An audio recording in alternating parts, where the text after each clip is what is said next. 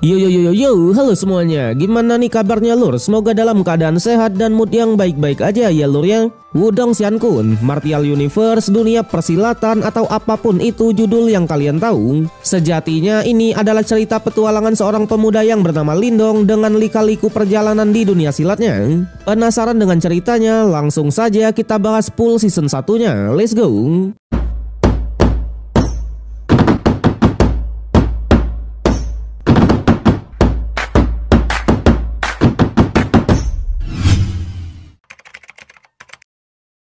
Di pelosok dari dinasti Yan Agung di kota Xinjiang terdapat 4 kekuatan ternama, yaitu keluarga Lin, keluarga Xi, keluarga Lei, dan sekte pedang.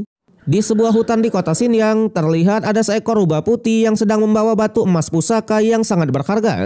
Tapi saking berharganya batu tersebut, ia sampai diburu oleh sekelompok orang yang ingin merebutnya. Sampai pada akhirnya daripada batu tersebut direbut oleh tangan yang salah, ia pun memutuskan untuk meledakkan diri dan meninggalkan batunya di hutan tersebut. Di mana ia pun bilang siapapun penerus dari batu emasnya, ia pasti akan menunggu. Beberapa tahun pun sudah berlalu. Cerita akan berfokus kepada keluarga Lin yang sedang mengadakan turnamen internal di keluarganya. Dikatakan keluarga Lin ini terbagi menjadi 2, yaitu keluarga cabang dan keluarga inti. Dijelaskan juga turnamen internal ini merupakan acara yang sangatlah penting dan bisa menjadi kesempatan emas untuk para pemuda dari keluarga Lin. Karena memang jika mereka bisa masuk ke 10 besar dari turnamen, mereka tak hanya mendapatkan hadiah yang besar, melainkan juga bisa merekrut orang lain ke keluarganya. Di sana Lin Xiao selaku anak dari Lin Zentian atau patriarch dari keluarga cabang lah yang akan bertanding. Di mana sembari membawa anak dan istrinya, ia pun sangatlah pede kalau ia pasti bisa memenangkan pertarungannya. Sayangnya musuh dari Lin Xiao ini adalah tuan muda dari keluarga inti yang bernama Lin Langtian. Dijelaskan Langtian merupakan jenius dari keluarga inti, di mana di usianya yang masih 15 tahun ia sudah memasuki ranah alam esensi dan memiliki bakat yang tidak tertandingi. Minusnya ia merupakan orang yang sangatlah sombong, kejam, sekaligus juga arogan. Terbukti di pertarungan ia pun malah tak segan-segan menghancurkan karir dari saudaranya sendiri dengan menghancurkan semua meridian milik Lin Xiao. Alhasil sejak kekalahan itulah Lin Xiao yang tadinya sangat dibanggakan oleh saudara dan ayahnya seketika menjadi pria tua tidak berguna yang hanya mabuk sepanjang hari. Bahkan ia pun sudah kehilangan semangat berlatih dan memutuskan untuk mengasingkan diri di sebuah rumah yang kecil. Selain itu, karena kekalahan tadi, keluarga Lin yang ada di kota Xinjiang harus tetap menjadi keluarga cabang dan gagal menjadi keluarga inti. Dari sinilah cerita akan berfokus kepada seorang anak yang bernama Lindong, di mana ia merupakan anak dari Lin Xiao dan cucu dari Lin Zentian. Di sana Lindong yang melihat nasib ayahnya seperti ini benar-benar sangatlah sedih. Apalagi ia tahu kalau kekalahan ayahnya dulu karena Langtian sudah berbuat curang. Selain itu, karena ayahnya sudah dicap sebagai pecundang di keluarganya, Lindong kecil pun selalu mendapatkan bulian dari para saudaranya sendiri. Bahkan di usianya yang sudah 16 tahun, Lindong tetap mendapatkan bulian juga dari saudaranya yang bernama Lin San. Di sana Lindong awalnya mencoba untuk melawan, tapi sayang karena perbedaan kekuatan yang cukuplah jauh, ia pun tak bisa apa-apa dan harus jatuh ke bawah. Di sanalah di tengah-tengah kepasrahan dan kekesalan atas pembulian selama ini, tiba-tiba batu emas yang ditinggalkan oleh rubah di awal cerita tadi malah diserap oleh Lindong. Bahkan semua lukanya pun seketika langsung pulih. Tapi meskipun begitu, Lindong masih tak mengetahui sebenarnya apa batu tersebut. Sampai di malam harinya di kamarnya kita pun diperkenalkan oleh seorang cewek yang bernama Xingtan, di mana ia adalah adik dari Lindong. Dijelaskan juga kalau mereka ini bukanlah saudara kandung, tapi Xingtan sangat menyayangi kakaknya ini. Di sini kita pun baru mengetahui alasan kenapa Lindong sangatlah lemah, karena memang ayahnya tak mau mengajarinya seni bela diri dan semua eliksir di keluarga Lin direbut semua oleh saudaranya. Tapi meskipun begitu, Xingtan tetap mensupport keluarga kecilnya ini. Bahkan besok ia berniat untuk pergi ke gunung dan mencari beberapa eliksir di sana. Kemudian alih-alih beristirahat, Lindong memutuskan untuk mencari tahu soal batu emas yang sudah tertanam di tangan kanannya. Di sanalah Lindong pun dibuat kaget karena faktanya setelah menyerap batu emas, ia sudah menembus kerana pemurnian tubuh di tingkat 4. Ngomong-ngomong soal ranah, jadi dalam series dunia persilatan ini juga ada beberapa tingkatan kultivasi. Dari yang terlemah adalah ranah pemurnian tubuh tingkat 1 sampai 10, ranah alam duniawi, ranah alam surgawi, dan ranah alam esensi. Di mana ketiga ranah tersebut dibagi menjadi 3 tahapan, yaitu tahap awal, menengah, dan akhir. Sebenarnya ranahnya masih ada banyak, tapi karena ini masih season 1, jadi ranah yang dibahas cukup sampai di sini dulu. Balik lagi ke cerita, di sana batu emasnya ternyata juga memiliki ruangannya sendiri yang bisa dimanfaatkan untuk berlatih. Apalagi beberapa bayangan di sana juga mengajari Lindong beberapa teknik, termasuk teknik tinju Tongbe yang merupakan teknik bela diri di kelas 1. Sontak menyadari kalau apa yang ia alami ini adalah nyata, keesokan harinya kebetulan adiknya lah yang sedang diganggu oleh pasukan Lin San. Lindong pun langsung mencoba untuk melawan. Bahkan ia langsung menunjukkan kepada semuanya kalau ia bukan lagi bocah yang lemah, melainkan adalah seorang martial art yang sudah menguasai teknik tinju Tongbe-nya. Tapi di sana pertarungan mereka pun harus terhenti karena Lin Hong atau kakak dari Lin San malah datang ke sana. Dikatakan Lin Hong ini merupakan murid yang paling kuat di keluarga Lin saat ini.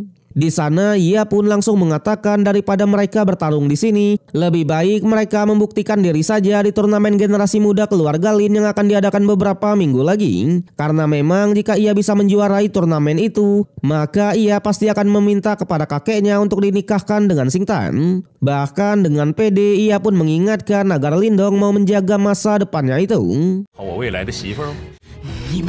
Yang ternyata dari kejauhan sang ayah tetap memperhatikan perkembangan dari anaknya. Di sana menyadari kalau Lindong sudah menguasai teknik tinjunya, jadi sang ayah pun mau mengajarinya tentang pemahaman dari seni bela diri. Selain itu, menyadari kalau Lindong juga akan berpartisipasi dalam turnamen nanti, ia juga langsung mengajarinya teknik tapak bahuang yang merupakan teknik bela diri di kelas 2. Setelah itu, Lindong pun menghampiri adiknya lagi dan meyakinkan kalau ia tak akan membiarkan Lin Hong menikahinya. Tapi tiba-tiba Xingtan pun malah kedinginan dan hampir membeku. Yang ternyata Xingtan ini memiliki sebuah penyakit racun yang tak bisa disembuhkan. Namun tenang, setelah menyerap batu emas kemarin, kehidupan dari Lindong benar-benar berubah total. Apalagi batu tersebut juga bisa menyerap semua racun dinginnya dan mengubahnya menjadi sebuah mutiara yang cantik. Alhasil menyadari kalau penyakitnya beneran sudah sembuh, Xingtan pun benar-benar sangatlah senang. Bahkan karena mutiaranya juga sangatlah bagus, ia pun menjadikannya sebuah mainan kalung. Kemudian hari demi hari pun berlalu dan Lindong selalu berlatih keras. Sampai turnamen generasi muda dari keluarga Lin pun akhirnya sudah dimulai. Di sanalah kita pun diperkenalkan oleh beberapa paman dari Lindong. Dari paman pertama yaitu Lin Ken dan paman kedua yang bernama Lin Mang. Di mana untuk Lin San dan Lin Hong sebelumnya adalah anak dari paman Lin Mang ini. Jelas melihat Lin Xiao yang akhirnya mau datang lagi ke keluarga Lin, mereka pun sedikit menyinggungnya. Sampai pada akhirnya Lin Zentian selaku pemimpin dari keluarga Lin pun memulai turnamen generasi mudanya. Jadi aturannya sangatlah simpel. Siapapun yang bertahan paling akhir di arenanya, maka ialah pemenangnya. Tentunya pemenang akan mendapatkan gelar generasi muda jenius dari keluarga Lin. Yang sudah jelas Lin Hong yang dirumorkan merupakan yang terkuat. Ia pun beneran membuktikan diri dan berhasil menyapu bersih musuh di arena termasuk adiknya sendiri. Tapi di sana menyadari kalau Lindong masih belumlah datang, Xingtan pun mencoba untuk mengulur waktu dan memutuskan untuk turun ke arenanya. Sayangnya ia hanya dipermainkan saja oleh Lin Hong dan tak bisa memberikan perlawanan sama sekali. Sampai ketika pemenang mau diumumkan, tiba-tiba Lindong pun akhirnya datang. Jadi menurut aturan selama mereka adalah generasi muda, maka mereka diperbolehkan untuk menantang siapapun di arenanya. Alhasil karena Lin Hong ingin menikahi Xingtan, maka sebagai seorang kakak ia akan mengetesnya terlebih dulu. Di sanalah semua pun kembali dibuat kaget karena memang hanya dalam beberapa hari saja Lindong sudah menembus tingkat 7 dari ranah pemurnian tubuh. Selain itu, Lindong juga menunjukkan teknik tinju Tongbe-nya yang sudah ia latih sampai ke tahap 10.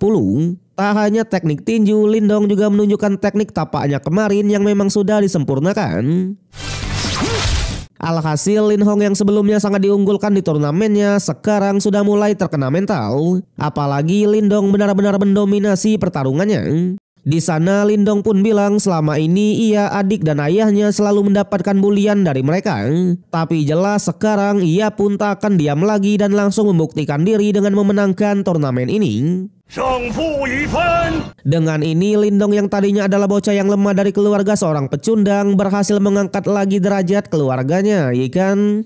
Kemudian setelah turnamen itu, kakek pun langsung membahas soal kekuatan yang ada di kota Xinyang, di mana keluarga Li dan keluarga Xi ternyata mereka sudah membentuk aliansi untuk menyingkirkan keluarga Linnya. Jelas jika mereka masih ingin bersaing, mereka juga harus beraliansi dengan satu kekuatan terakhir, yaitu keluarga pedang. Terlebih lagi beberapa bulan ke depan juga akan ada perang berburu yang melibatkan semua murid dari 4 kekuatan utama. Jelas karena Lindong lah pemenang dari turnamen kemarin, jadi mereka akan mengirim Lindong dalam perang berburu nanti. Tentunya semua pamannya harus membantu Lindong dalam berlatih karena memang keluarga Lin tak boleh kalah sama sekali.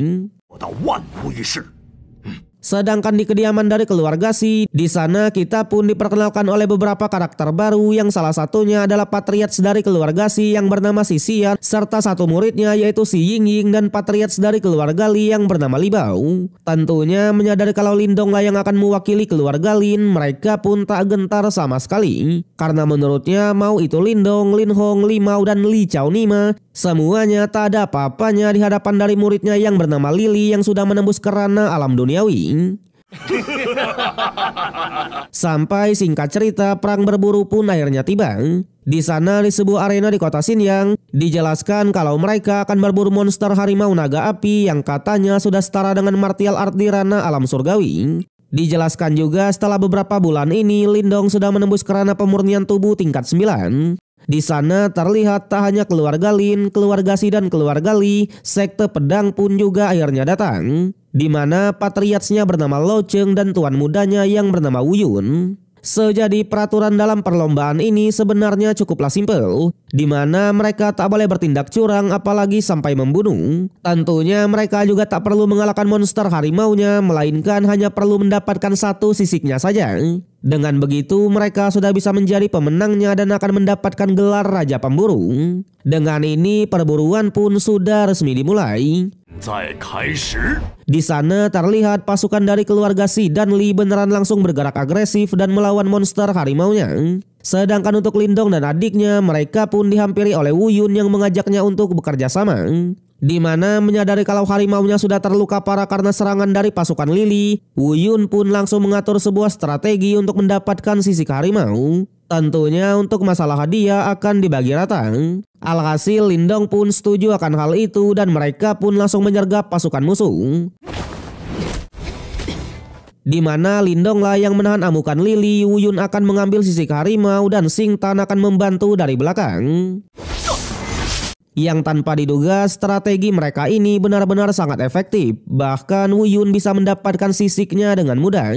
Tapi karena hal itu juga lah ia pun langsung diburu oleh para pasukan Lili. Jelas Lindong yang melihatnya, ia pun langsung menyuruh Xing Tan untuk keluar duluan. Sedangkan ia sendiri akan mencoba membantu Wu Yun.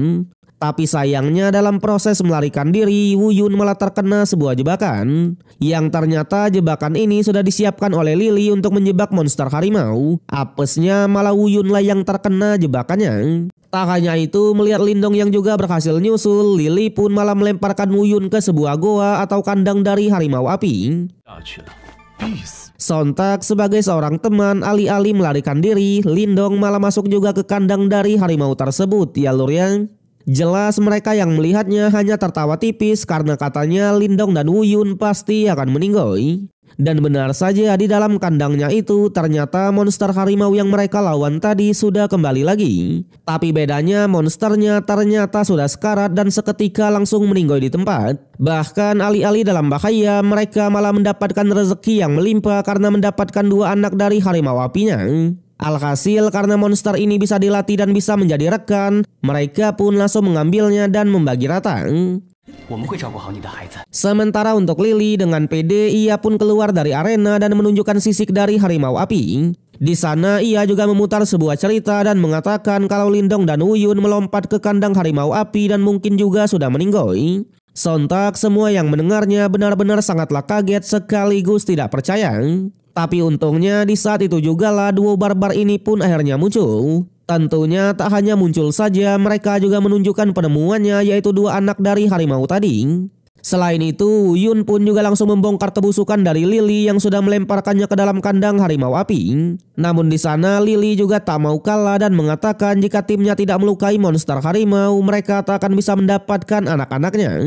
Yang pada akhirnya karena hanya ada 1 gelar untuk Raja Pemburu, ditambah lagi mereka ini sangatlah imbang, jadi Ketua Libau pun menyarankan agar mereka melakukan pertandingan duel. Bahkan ia pun mengajak mereka untuk taruhan, dimana jika Lily lah yang memenangkan pertandingan duel, maka 2 anak harimau ini akan menjadi milik mereka. Tapi jika Lily kalah, ia siap memberikan desatinya kepada siapapun pemenangnya. Alhasil karena taruhan ini sangatlah menguntungkan, tanpa basa-basi lagi Lindong pun menyetujui taruhan itu, dimana ialah yang akan berduel melawan Lily.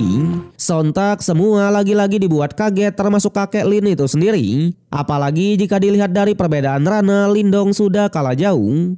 Tapi jelas Lindong menerima tantangan ini bukan tanpa persiapan sama sekali, karena faktanya Lindong sudah memanfaatkan mutiara hitam pemberian dari ayahnya untuk menerobos kerana alam duniawi. Namun di sana di pertarungan Lily masih sangatlah mendominasi dengan teknik tapak ularnya. Bahkan ia sampai mengeluarkan teknik pukulan petir selaku teknik bela diri di kelas 3.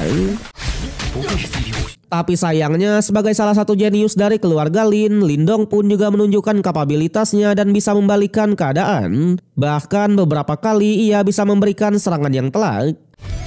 Sontak hal itu membuat Lily pun sangatlah marah dan akhirnya mengeluarkan teknik cahaya petir, di mana ini merupakan salah satu teknik pembunuh di kelas 4 yang memang mematikan. Bahkan paman kedua langsung menyarankan agar Lindong menyerah saja. Tapi di sana sang ayah lah yang melarangnya karena menurutnya Lindong mengambil keputusan ini pasti ada maksud tersendiri. Dan benar saja, ternyata Lindong sudah menyiapkan rencana cadangan dengan menunjukkan teknik pertahanannya, yaitu segel simen selaku teknik di kelas 3. Yang ternyata teknik tersebut tak hanya bertahan saja, melainkan bisa memberikan serangan balik. Alhasil dengan ini Lindong lah yang memenangkan pertarungannya. Di sana kakek Lin juga langsung menegaskan dalam setengah bulan ke depan Ketua Libau sudah harus menyiapkan desatinya. Kemudian terlihat Lindong sudah memberikan nama kepada harimaunya, yaitu Xiaoyan. Tentunya suasana yang tadinya terlihat sepi sekarang sudah jauh berbeda dengan adanya Xiaoyan ini. Sampai setengah bulan pun sudah berlalu. Di sana ketika mereka memeriksa desatinya, ternyata Ketua Libau benar-benar sangatlah licik, di mana ia malah membakar habis desa tersebut sebelum diberikan kepada keluarga Lin. Alhasil daripada tak mendapatkan apa-apa, mereka pun tetap mencoba menjelajahi desa tersebut. Di sanalah dengan mengandalkan penciumannya, Xiaoyan pun malah berhasil menemukan sebuah goa tersembunyi yang disebut sebagai vena bebatuan, di mana di dalam goa tersebut batu emasnya malah merespon dan menyerap energi dari bunga iblis leluhur api. Sontak Lindong yang tak siap, setengah dari tubuhnya seketika langsung terbakar. Untungnya batu emasnya bertanggung jawab dan tetap menyerap semua energinya lagi. Setelah itu Lindong pun menghampiri kakeknya lagi dan melaporkan kalau ia menemukan goa rakasia yang dipenuhi oleh batu yang Yuan. Sejadi batu yang Yuan itu tak hanya bisa menyerap kekuatan sejati langit dan bumi, melainkan juga bisa menyatukan energi yang. Bahkan harga dari batu tersebut benar-benar sangatlah mahal karena memang juga bisa membantu penerobosan seseorang. Jelas karena di dalam goanya beneran dipenuhi oleh batu yang Yuan, semua pun benar-benar tertawa lepas karena katanya keluarga Li sudah rugi besar. Bahkan keluarga Lin langsung bergerak cepat dan bergegas mengambil beberapa batu di sana. Apalagi dengan bantuan dari batu emasnya, Lindong juga bisa memurnikan batu tersebut menjadi sebuah pil yang Yuan. Tentunya tak hanya mengambil saja, keluarga Lin termasuk Lindong langsung berangkat ke kota Yan untuk menjual semua batu tersebut. Apalagi dengan banyaknya uang yang akan didapat, Lindong berniat mencarikan eliksir untuk ayahnya supaya meridiannya bisa pulih kembali. Tapi sayang berita tersebut langsung terdengar ke telinga dari duo ketua licik. Jelas melihat keluarga Lin yang sudah mendapatkan keuntungan yang besar, mereka pun benar-benar tidak terima dan langsung menyusun sebuah rencana untuk menyerang keluarga Lin diam-diam ketika mereka pergi ke kota Yan, di mana ia akan memerintahkan seseorang untuk menyerang keluarga Lin. Sedangkan untuk Lindong sesampainya di kota Yan, ia pun pergi ke sebuah gedung harta yang menjual beberapa barang yang unik. Di sanalah kita pun diperkenalkan oleh seorang master yang diketahui bernama Master Yan Xuan. di mana hanya dengan melihat saja ia pun langsung mengetahui kalau Lindong benar-benar sangat berbakat. Sedangkan untuk Lindong dengan berbagai pil yang yuannya, ia pun langsung membeli berbagai barang yang salah satunya adalah kantung Xian Kun. Dikatakan meskipun ukurannya sangatlah kecil, tapi muatannya benar-benar sangatlah besar. Kemudian ia pun juga bertemu dengan seorang cewek yang bernama Ziyu yang terlihat tidaklah senang ketika Lindong ingin membeli sebuah kayu kuno. Yang ternyata Ziyu ini adalah murid dari Master Yan tadi. Dimana karena Master Yan cukup tertarik kepada Lindong, jadi ialah yang menghentikan perselisihannya. Di sana Master Yan pun juga menunjukkan sedikit pengendalian kekuatan spiritualnya dan menjelaskan kalau ia adalah seorang Master Jimat. Jadi Master Jimat itu metode kultivasinya berbeda dengan martial art, di mana seorang Master Jimat bisa mengendalikan dunia tanpa batas menggunakan kekuatan spiritualnya. Tentunya karena menurutnya Lindong masih memiliki potensi yang sangatlah besar, Master Yan pun langsung menawarkan untuk menjadi muridnya saja. Awalnya Lindong sangat tertarik akan tawaran itu, tapi menyadari kalau keluarganya baru saja mendapatkan batu yang yuan, ia tak mau melibatkan siapapun dulu dan dengan terpaksa menolak tawarannya. Alhasil Master Yan pun juga tak bisa memaksanya, tapi meskipun begitu ia tetap memberikan sebuah kitab spiritual supaya Lindong bisa belajar Master Jimat sendiri. Selain itu, jika suatu saat Lindong berubah pikiran, maka ia bisa mencarinya di persatuan kamar Wanjin. Sementara di kota Xinyang, tiba-tiba Lin San pun dengan panik datang dan melaporkan kalau benteng naga hitam sudah menyerang rumah mereka. Di mana dijelaskan paman pertama lah yang saat ini sedang bertarung. Yang sudah jelas ini adalah ulah dari ketua Li Bao tadi yang sudah memerintahkan pasukan dari benteng naga hitamnya. Alhasil sebagai seorang pemimpin, kakek pun langsung mengajak dua anaknya untuk bergegas pulang ke rumah. Selain itu, berita penyerangan ini akhirnya sampai ke telinga Lindong. Jelas menyadari kalau musuh pasti menyerang desa Tinya juga, ia pun langsung bergegas pergi ke sana. Apalagi Xing Tan dan Xiao Yan masih ada di sana. Dan benar saja di depan gerbang dari desa Ti, Xing Tan, Xiao Yan dan para pasukan sudah digempur oleh sekelompok orang. Yang ternyata sekelompok orang ini dipimpin oleh ketua kedua dari benteng naga yang bernama Wusa untuk merebut desa Tinya. Dikatakan ia juga sudah di ranah alam surgawi. Sontak Lindong yang kebetulan sudah kembali dan sudah menembus juga ke ranah alam duniawi tahap akhir, ialah yang mengambil alih pertarungan dan menantang Wusa untuk berduel. Yang pada akhirnya pertarungan pun menjadi terpisah, di mana Lindong akan berduel dengan Wusa sedangkan Xing Tan dan Xiao Yan akan menghadang para pasukan di gerbang depan. Terlihat di pertarungan karena perbedaan ranah dan pengalaman yang cukuplah jauh, Wusa lah yang kali ini mendominasi dan berhasil memberikan beberapa serangan telak. Bahkan melihat Lindong yang mencoba untuk melakukan penerobosan, Wusa tak mau menyia-nyiakannya dan menyuruh para pasukan untuk segera mengeksekusinya. Tapi sayangnya hal itu sudah terlambat dan Lindong sudah menerobos ke ranah alam surgawi. Tentunya karena Wusa sudah melukai dua saudaranya, ia pun benar-benar marah besar dan langsung mengeksekusi Wusa di tempat itu. Sontak ketua Li Bao yang mendengar beritanya benar-benar sangatlah kaget. Apalagi yang membunuh Wusa ini adalah bocah kemarin sore yaitu Lindong. Namun meskipun begitu ia tetap saja tidak menyerah dan sudah menghubungi seseorang lagi untuk membantunya dalam menghancurkan keluarga Lin. Bahkan ia juga sudah mengundang keluarga Lin dan sekte pedang dengan pura-pura mengajak mereka untuk berdamai. Sedangkan Lindong sendiri setelah kemenangan besarnya tadi, ia pun kembali melanjutkan latihannya. Bedanya kali ini ia mencoba menjadi seorang Master Jimat menggunakan kitab spiritualnya. Yang sudah jelas layaknya seorang jenius, Lindong berhasil membentuk jimat bawaannya dan secara resmi sudah menjadi Master Jimat di tingkat pertama. Terlihat ia sudah bisa mengendalikan tubuh spiritualnya dan berbagai elemen dari energinya.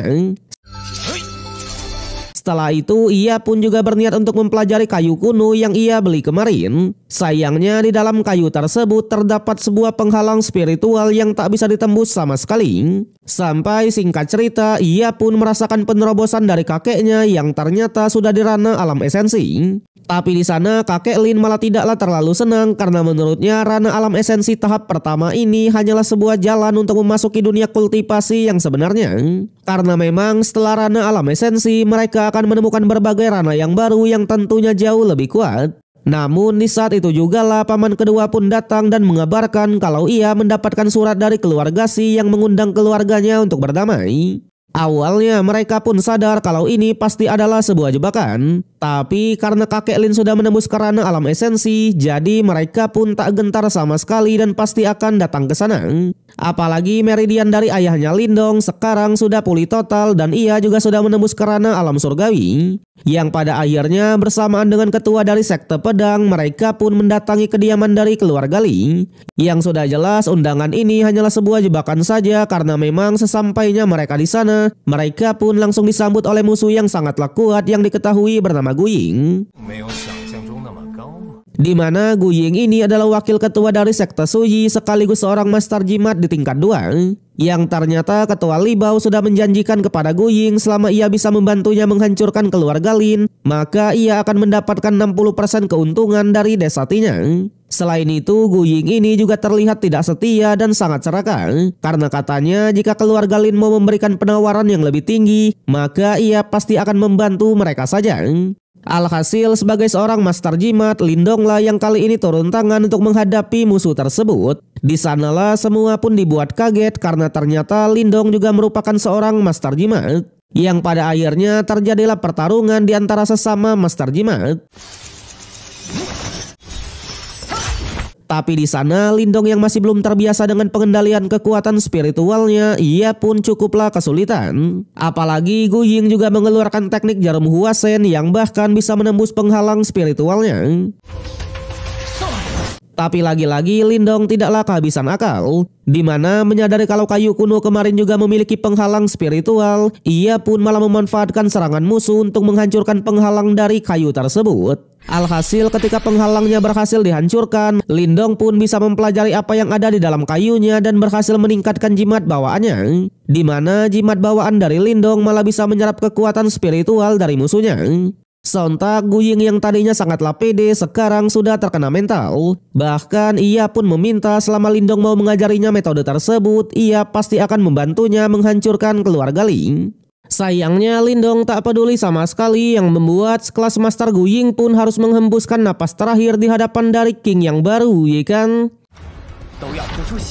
Kemudian dijelaskan setelah mengcounter jebakan kemarin, keluarga Si dan keluarga Li mengalami kehancuran. Sementara keluarga Lin langsung mencapai puncak kejayaannya dan menjadi keluarga terkuat di kota Xinjiang. Namun minusnya karena Lindong sudah membunuh Gu Ying, jadi sekte Suyi pun juga tak tinggal diam dan langsung bergegas untuk menghampiri kediaman dari keluarga Lin. Di mana dipimpin oleh ketua sektenya yang bernama Wei Tong yang juga sudah di ranah alam esensi tahap menengah. Jadi sekte Suyi ini berasal dari kota Yan. Tentunya tujuannya ke sini hanya ada satu, yaitu membalaskan dendam dari wakil sektenya. Di sana ia pun memberikan kakek Lin dua pilihan. Yang pertama, serahkan pembunuh Gu Ying, desatinya, dan keluarga Lin juga harus melayani sekte Suyi. Atau yang kedua adalah bertarung sampai mati. Ya lur ya, waduh. Alhasil Lindong lah yang menanggapi pilihan itu dan mencoba untuk melawan ketua tersebut. Di sana dengan mengandalkan pengendalian spiritualnya, Lindong pun langsung terbang ke atas dan mengajaknya untuk berdiskusi saja. Di mana dalam 3 bulan ke depan mereka akan melakukan pertarungan sampai mati. Jika ia menang maka lupakan saja masalah ini. Tapi jika ia kalah, keluarga Lin pasti akan tunduk padanya dan menyerahkan semua hartanya kepada mereka. Awalnya ketua Wei Tong menolak akan hal itu karena menurutnya ia tak perlu mengambil resiko seperti itu dan hanya tinggal membunuh Lindong sekarang untuk mendapatkan semuanya. Tapi dengan licik, Lindong pun langsung mengeluarkan teknik jarumnya untuk mengancam semua anak buahnya. Di sana ia pun bilang kalau ketua Wei Tong hanya mempunyai 2 pilihan. Yang pertama menyetujui tantangannya tadi, sedangkan yang kedua bertarung sekarang tapi ia bisa kehilangan semua pasukan dan Lindong pasti akan melarikan diri. Yang tanpa diduga ketua Wei Tong ini cukuplah setia kawan dan menyetujui tantangan Lindong tadi. Dengan syarat waktunya harus dipercepat menjadi 2 bulan dan pertarungannya akan diadakan di arena di kota Yan. Sontak setelah sepakat dengan taruhan tadi, di depan kakek ayah dan semua pamannya, Lindong pun meyakinkan kalau ia pasti akan berlatih keras dalam 2 bulan ke depan. Di mana ia sudah memikirkan rencananya untuk pergi ke kota Yan dan mencari beberapa eliksir tingkat tinggi serta beberapa teknik bela diri. Bahkan karena waktunya hanya 2 bulan, ia pun akan langsung berangkat besok. Apalagi di saat seperti ini batu emasnya malah tidak merespon sama sekali dan seperti kehabisan energi. Kemudian keesokan harinya sebelum berangkat, kakek pun langsung memberikan ratusan pil yang yuan yang mungkin bisa ia manfaatkan. Tentunya karena Lindong sudah mengambil keputusannya, maka semua pun mencoba untuk percaya saja. Selain itu, Wu Yun yang ditugaskan untuk menjaga Xingtan dan juga Xiaoyan langsung menegaskan kalau ia hanya akan menjaga mereka dalam waktu 2 bulan saja. Artinya Lindong harus bisa kembali dengan selamat. Dengan ini mereka pun harus berpisah dulu. Singkat cerita, sesampainya di kota Yan, Lindong pun langsung membeli pakaian yang baru untuk menghadiri pelelangan di kamar Wan Jin yang sedang menjadi topik obrolan. Di sanalah ia pun melihat lagi Master Yan Xuan yang juga ada di pelelangannya. Tak hanya itu, di sana juga lah kita pun baru tahu kalau Master Yan ini adalah seorang master jimat di tingkat 4. Selain itu, kita juga diperkenalkan oleh pengurus dari kamar dagangnya yang bernama Xuan Su. Yang ternyata alasan Master Yan datang ke sini bukan untuk berpartisipasi, melainkan karena muridnya yaitu Ziyu akan mewakili kamar dagang dalam pertarungan di kolam dan Xian nanti.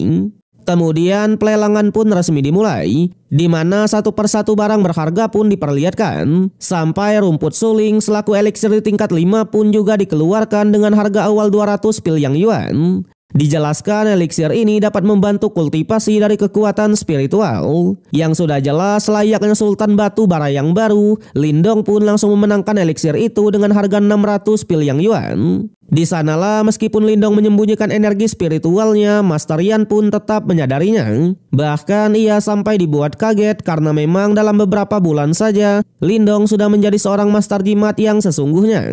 Alhasil Master Yan pun semakin tertarik. Bahkan setelah pelelangan, pengurus Sula yang menghampirinya dan mengajak Lindong untuk menemui Master Yan terlebih dulu. Di sana mereka pun juga membahas soal 3 kekuatan utama di kota Yan, yaitu kediaman penguasa kota, persatuan kamar Wan Jin, dan geng serigala darang. Tapi menyadari kalau di pelelangan tadi Lindong seperti menyembunyikan diri, Master Yan pun sedikit bertanya-tanya. Namun di sana Lindong pun hanya bilang kalau keluarga Linnya sedang bermasalah dengan sekte Sui. Jadi ia hanya tak mau menampakkan diri. Kemudian barulah mereka pun mengobrolkan tentang pemahaman dari master jimatnya, di mana untuk jimat bawaan itu ternyata dibagi menjadi 3 jenis. Yang pertama adalah jimat bawaan, jimat spiritual, dan jimat langit. Jimat bawaan adalah yang paling sering ditemui, sedangkan jimat spiritual adalah yang paling langka karena memang jimat ini selain bisa mengubah bentuk juga memiliki kekuatan spesial seperti kekuatan ruang, cahaya, dan kekuatan menyerap.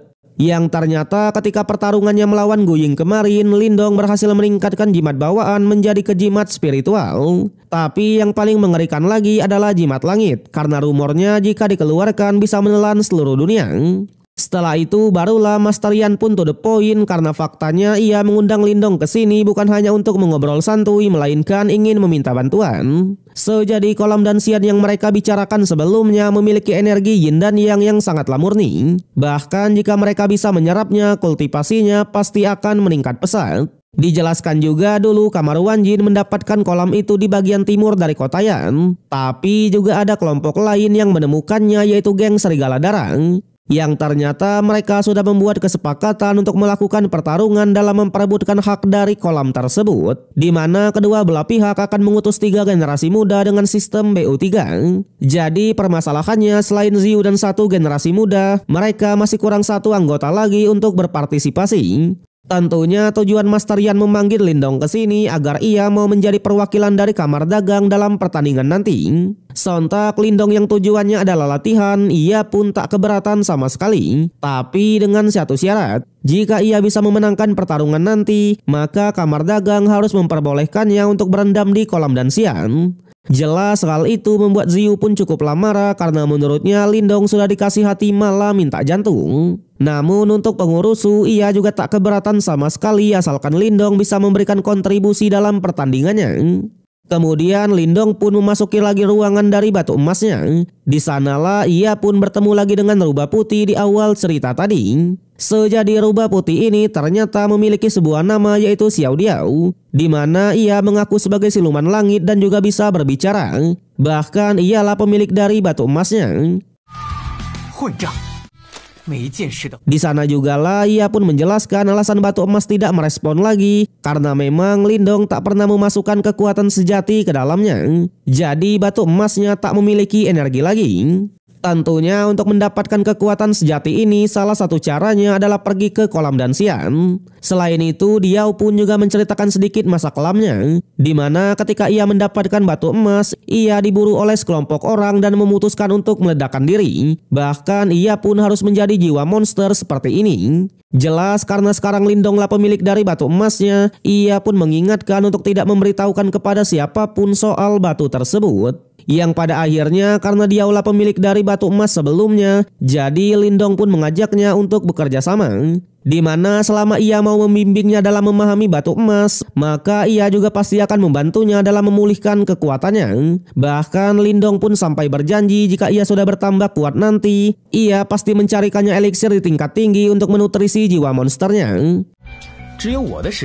Alhasil karena kerjasamanya sama-sama menguntungkan, dia pun langsung membawa Lindong ke suatu tempat dan memperkenalkan sebuah benda yang disebut sebagai piringan spiritual. Di mana piringan spiritual ini akan menghancurkan kekuatan spiritualnya secara terus-menerus dan akan memulihkannya lagi. Tentunya dengan begitu kekuatan spiritualnya pasti akan meningkat pesat, dengan syarat Lindong harus bisa menahannya.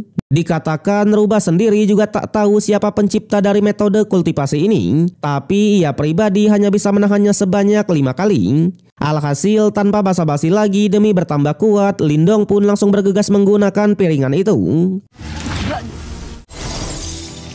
Yang sudah jelas layaknya seorang jenius, Lindong bisa menahannya sebanyak 10 kali yang membuat Rubah yang tadinya meremehkannya sekarang langsung dibuat kagum. Bahkan setelah Lindong istirahat nanti, ia pasti akan mengajarinya satu teknik yang hebat yang disebut sebagai gelombang spiritual, di mana itu adalah teknik di tingkat tinggi. Kemudian tak terasa ternyata Lindong sudah 1 bulan berada di kota Yan. Di sana ia pun akhirnya berkumpul lagi dengan pasukan dari kamar dagangnya yang akan berangkat menuju ke kolam Danxian. Di sana jugalah kita pun diperkenalkan oleh seorang martial art yang bernama Liu Yi yang juga menjadi perwakilan dari kamar dagangnya. Tak hanya dia, kita juga diperkenalkan oleh ketua dari kamar dagang yang bernama Xiao Wanxin. Dikatakan meskipun memiliki postur tubuh yang kecil, tapi ketua Xia ini sudah menembus kerana alam esensi di tahap akhir. Sampai singkat cerita mereka pun akhirnya tiba di kolam Danxian. Di sana kita pun diperkenalkan oleh ketua dari geng serigala yang bernama Yusan yang juga sudah di ranah alam esensi tahap akhir. Tak hanya dia, 2 anaknya juga diperkenalkan, yang cewek bernama Yuling dan yang cowok bernama Yufeng. Dikatakan mereka berdua juga sudah di ranah alam surgawi tahap akhir. Tapi yang membuat penasaran adalah murid terakhirnya yang katanya adalah rekrutan geng serigala yang masih belum diketahui kekuatannya.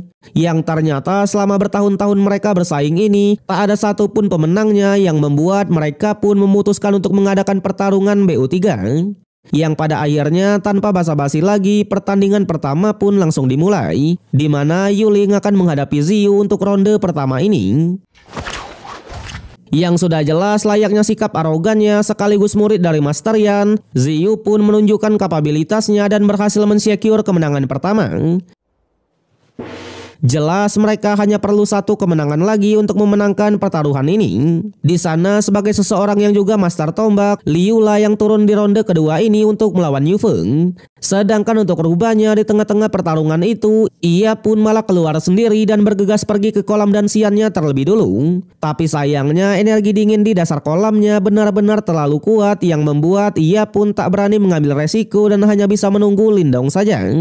Namun di sana di pertarungan ternyata geng serigala bisa menyamakan kedudukan dengan mensecure kemenangan pertamanya. Jelas mereka hanya bisa bertaruh di pertandingan terakhir nanti antara Lindong melawan murid misterius ini. Yang ternyata murid misterius ini bernama Jiangling, di mana ia dikenal sebagai martial art yang tak kenal ampun karena katanya ketika ia bertarung ia pasti akan bertarung sampai mati. Dan benar saja kekuatan dari Jiangling ini tak bisa diremehkan sama sekali, apalagi ia ternyata sudah di ranah alam surgawi di tahap akhir. Namun untungnya Lindong yang sudah memasuki piringan spiritual kemarin, kekuatannya juga sudah meningkat pesat dan bisa memberikan perlawanan sengit. Sampai Jiangli pun akhirnya mengeluarkan teknik rahasianya yang disebut sebagai pemurnian energi darah. Di mana ini merupakan teknik ajaran sesat yang bisa meningkatkan ranah sementara. Jadi Jiangli sekarang sudah setara dengan ranah alam esensi di tahap awal. Bahkan ia pun langsung mengeluarkan teknik tapak darahnya. Namun again, Lindong tidaklah kehabisan akal, di mana ia pun akhirnya menunjukkan teknik barunya juga yang diajari oleh Ruba kemarin, yaitu teknik gelombang spiritual. Yang sudah jelas layaknya teknik di tingkat tinggi, Lindong pun berhasil memenangkan bentrokan itu dan langsung mengunci pergerakan dari musuhnya. Dengan ini, Persatuan Kamar Dagang Wan Jinlah yang resmi memenangkan pertaruhan dan mendapatkan hak penuh untuk kolam dan Xian. Jelas semua pun benar-benar sangatlah senang. Apalagi ketua geng serigala mau menerima kekalahan ini dan langsung bergegas pergi. Sontak ketua Xia pun juga langsung memenuhi kesepakatannya dan akan mengizinkan mereka bertiga untuk berendam di kolam dan Xian. Dijelaskan kolam dan Xian memang tidak terlalu luas, tapi untuk dasarnya benar-benar sangatlah dalam. Jelas semakin dalam mereka masuk, maka energi yang didapat juga akan semakin bagus. Tentunya karena ini seperti lomba dalam menyerap energi, Ruba Diao pun kembali mengatakan kalau ia bisa membantu Lindong untuk melakukan penyerapan yang lebih cepat. Dengan syarat Lindong juga harus membantunya untuk mencapai dasar dari kolamnya, karena katanya ia merasakan adanya makhluk spiritual dan ingin memeriksanya. Alhasil Lindong pun tak keberatan akan hal itu, yang membuat Diao pun langsung mengajarinya teknik pemurnian esensi spiritual yang memang bisa meningkatkan metode penyerapannya. Dan benar saja, seketika itu juga penyerapan Lindong pun jauh lebih cepat daripada dua temannya. Bahkan tak hanya batu emasnya yang pulih, melainkan ia juga berhasil menerobos kerana alam surgawi di tahap akhir. Kemudian Lindong pun juga memenuhi perjanjiannya tadi dan langsung bergegas ke dasar dari kolamnya. Yang ternyata di dasar dari kolam tersebut ada sebuah goa tersembunyi dan satu harta yang sangatlah langka, yaitu mutiara yin yang.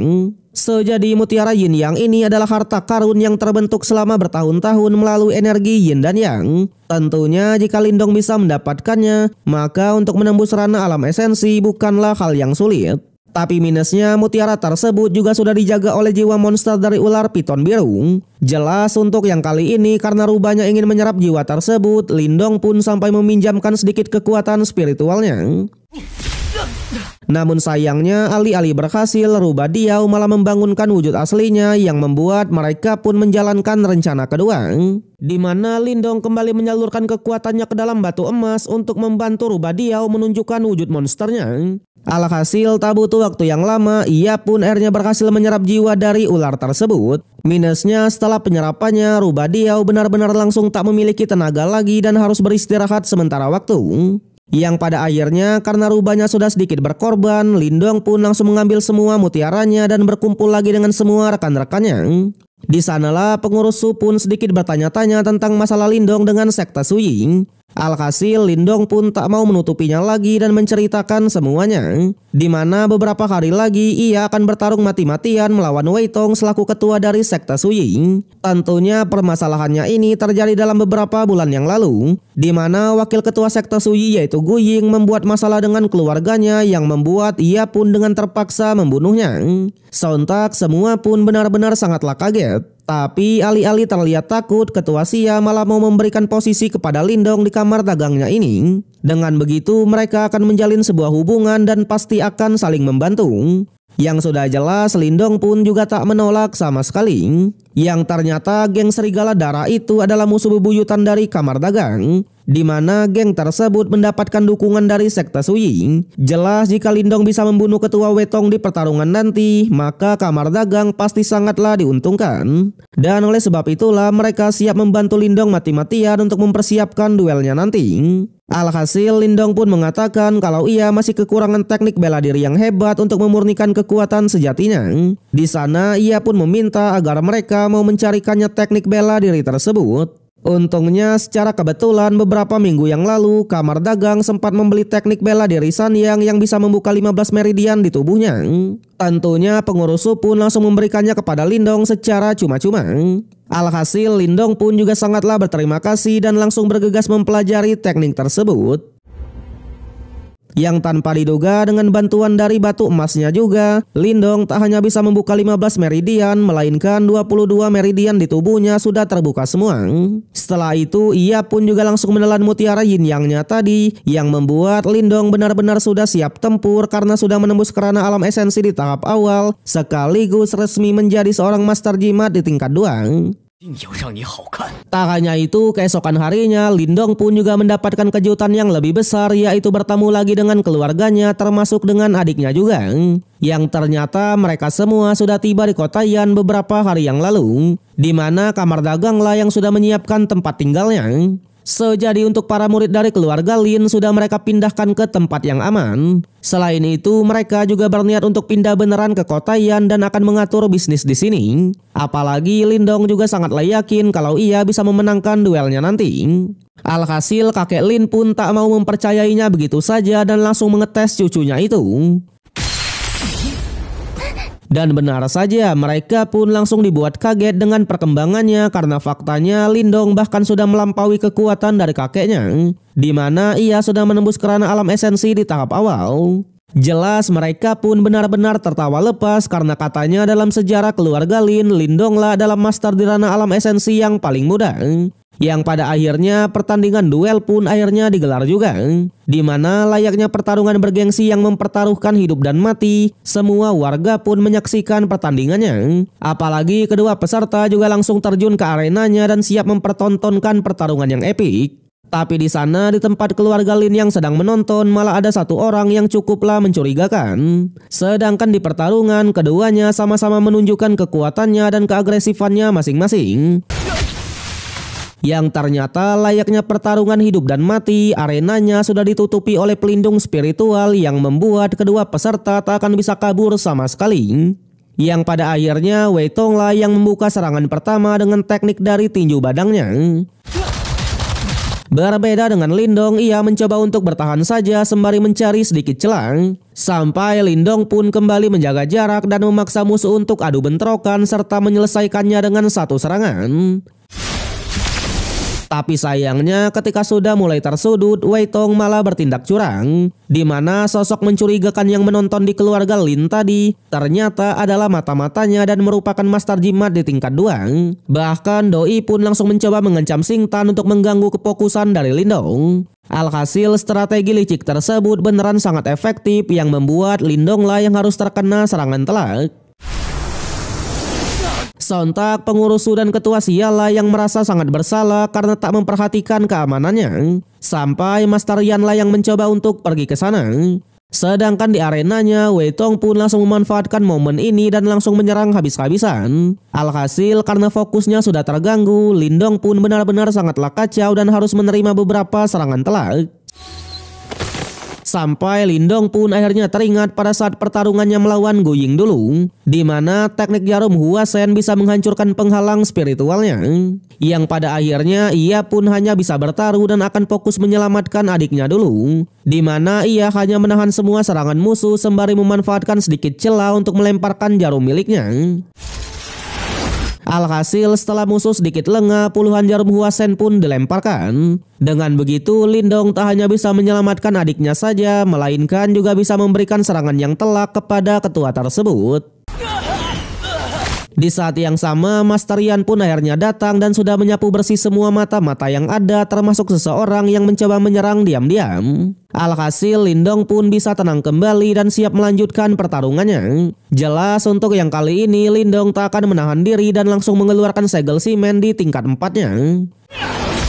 Yang sudah jelas ketua Wei Tonglah yang kali ini harus menerima serangan yang telak dan memutuskan untuk menyerang. Tapi sayangnya karena ini adalah pertarungan hidup dan mati, maka tak ada menyerah sama sekali. Apalagi Wei Tong sudah mencoba menyakiti kakek, ayah dan juga adiknya.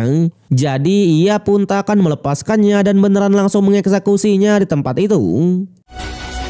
Dengan ini Lindong sebagai bocah kemarin sore yang masa kecilnya penuh dengan bulian, sekarang sudah menjadi pria tangguh andalan, ya kan? Widih.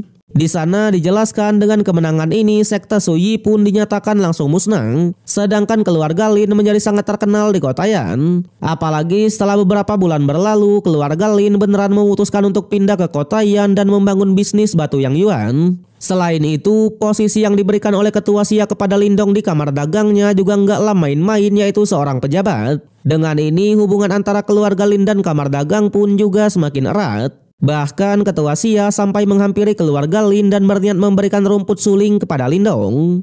Tapi sayang Lindong sedang tak ada di rumah dan sedang mengobrol santuy dengan Master Yan di suatu tempat. Yang ternyata alasan Master Yan mengajak Lindong mengobrol ini bukan karena basa-basi, melainkan ia sadar kalau Lindong adalah generasi muda terhebat yang pernah ia temui. Namun yang perlu ia tegaskan kalau Lindong yang sekarang masih bukanlah apa-apa dan masih permulaan saja. Karena ternyata untuk Master Jimat sendiri masih memiliki banyak tingkatannya. Dimana setelah seseorang menembus Master Jimat tingkat 5, mereka akan memasuki Master Jimat spiritual. Di tahap inilah jimat bawaan akan memiliki jiwa. Bahkan petarung dalam tahapan ini bisa mengendalikan kekuatan yang luar biasa hanya dengan menggunakan pikiran saja. Selain itu, di atas dari Master Jimat spiritual juga masih ada yang lebih hebat lagi yang bahkan Master Yan sendiri tak berani memimpikannya. Tentunya ia pun mengatakan jika Lindong masih mau menggeluti dunia Master Jimat, maka ia akan menyarankannya untuk mengikuti sebuah turnamen yang disebut Menara Master Jimat. Tapi sayangnya inilah ending dari season 1 dari series dunia persilatan. Sebagai bonus, di akhir kita pun diperlihatkan calon musuh bebuyutan dari Lindong yaitu Lin Langtian. Dimana dibandingkan di awal cerita tadi, Langtian yang sekarang sudah bertambah kuat. Terbukti ia bisa dengan mudah membelah sebuah gunung dengan jarak yang sangatlah jauh. Di saat yang sama, ia pun juga mendapatkan sebuah pesan yang membuatnya sangat tertarik. Tak hanya doi saja, di tempat nan jauh di sana juga ada seorang master wanita yang mendapatkan pesan serupa. Tapi inilah ending dari season 1-nya. Sejadi bagaimana menurut kalian soal impression dari season 1 ini? Kasih nilai 1 sampai 10 seberapa suka kalian dengan seriesnya.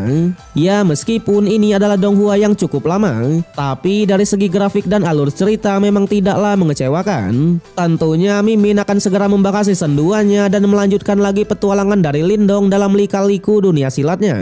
Oke lah, sekian dulu untuk video yang kali ini. Mr. Ryan selaku admin yang sedang bertugas pamit undur diri. Terima kasih.